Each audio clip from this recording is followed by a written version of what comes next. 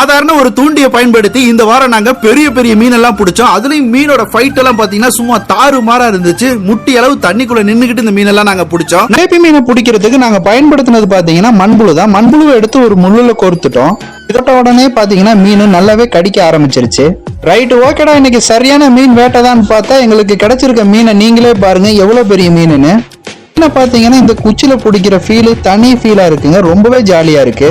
ஒரு வழியா பாத்தீங்கன்னா நான் அந்த ஜிலேபி மீனை பிடிச்சிட்டேன். இந்த மீனை எப்படி சமைக்கிறது என்ன பண்றதுன்னு தெரியல. உங்களுக்கு ஏதாவது ஐடியா இருந்தா கமெண்ட்ல சொல்லிட்டு போங்க.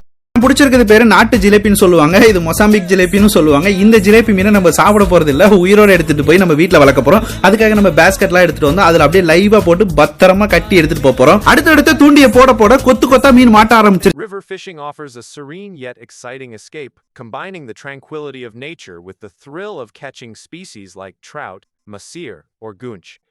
Successful trips often வந்த இடத்துல பாத்தீங்கன்னா நிறையவே ஜிலேபி மீன் கிடைச்சிச்சு எங்களுக்கு.